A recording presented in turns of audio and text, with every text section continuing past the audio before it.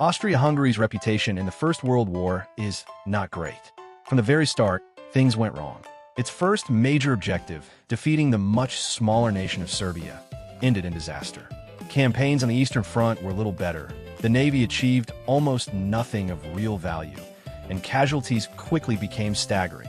Time and again, Germany had to step in to prevent its ally from completely collapsing. Which raises an obvious question. If Austria-Hungary was the first great power to declare war, why was it so unprepared? Why did it perform so poorly throughout the conflict? Before answering that, it's important to clear up a misconception. The Austro-Hungarian armed forces were not useless in every sense. This wasn't simply a story of cowardly soldiers led by idiots with broken equipment, though incompetence certainly played a role more often than it should have. The real problem ran much deeper. Austria-Hungary's military was trapped inside a political system that was, frankly, a nightmare. The so-called empire was actually two separate states, Austria and Hungary, linked only by a shared monarch, Emperor Franz Joseph. Each half guarded its own interests, and cooperation was minimal. The only truly shared responsibilities were foreign policy and the military. Even then, unity was more illusion than reality. Franz Joseph was not commander of one army, but three.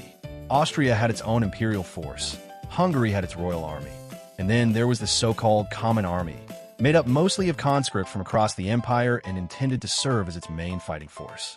The navy was technically shared as well, but Hungary had little interest in naval power and invested almost nothing in it.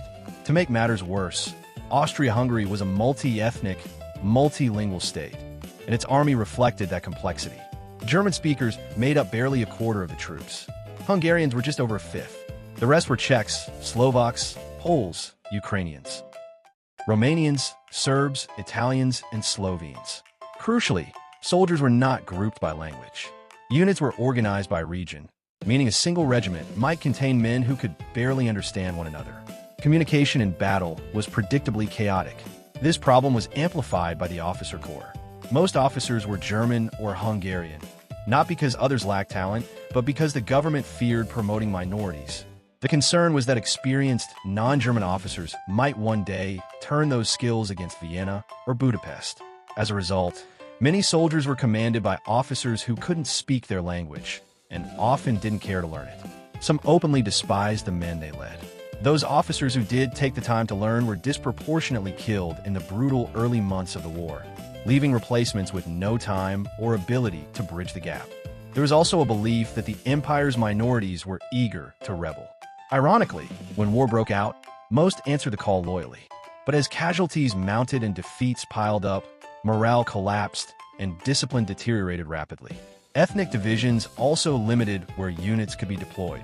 Soldiers from regions like Galicia, heavily Polish and Ukrainian, were reluctant to fight people they saw as kin across the Russian border. To avoid mutiny, many units were sent far from home, slowing mobilization and creating opportunities for enemy deception and ambush. Leadership problems only made things worse. Austria-Hungary hadn't fought a major European war since its defeat by Prussia in 1866. That meant its senior commanders lacked real experience with modern warfare.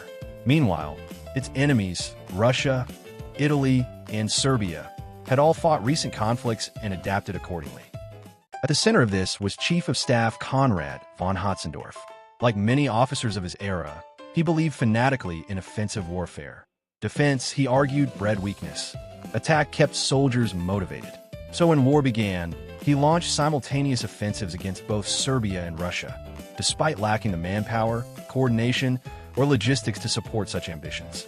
Hötzendorf was also dismissive of practical concerns like terrain, weather, and supply. His plans demanded perfect execution, unwavering morale, and acceptance of catastrophic losses. Reality, unsurprisingly, refused to cooperate. Yet instead of adapting, he blamed his subordinates. Since he controlled promotions and dismissals, failure rarely threatened his position. Even Germany's commanders viewed him as ineffective, but cooperation suffered because of personal friction and mistrust. One might assume the emperor could intervene, but by 1914, Franz Joseph was elderly, ill, and deeply reluctant to interfere. His own disastrous experience commanding wars decades earlier convinced him to stay out of military decision-making entirely. Politics further crippled the army. After 1866, Austria had granted Hungary enormous leverage to keep the empire intact. Hungarian leaders routinely blocked military expansion and funding, preferring investment at home. As a result, Austria-Hungary spent less on defense than other great powers and trained fewer soldiers, often inadequately. Both Austria and Hungary also prioritized their own separate forces, distrusting each other and weakening the common army. Some soldiers barely fired their weapons during training due to budget constraints. Finally, there was Serbia. Austro-Hungarian leaders were obsessed with crushing Belgrade, believing victory would be swift. Twice as many troops were sent against Serbia as against Russia. The gamble failed spectacularly. In the opening invasion of 1914, nearly 500,000 soldiers were deployed. By year's end, roughly half were casualties. Similar disasters unfolded on the Eastern Front, wiping out many of the empire's best-trained troops.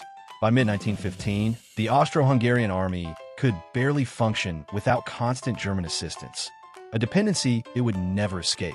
In the end, the empire's defeat was not the result of one mistake, but a cascade of structural failures, political division, ethnic tension, underfunding, poor leadership, and unrealistic strategy. By the time reforms were attempted, it was far too late. Austria-Hungary entered the war broken, and the war simply finished the job.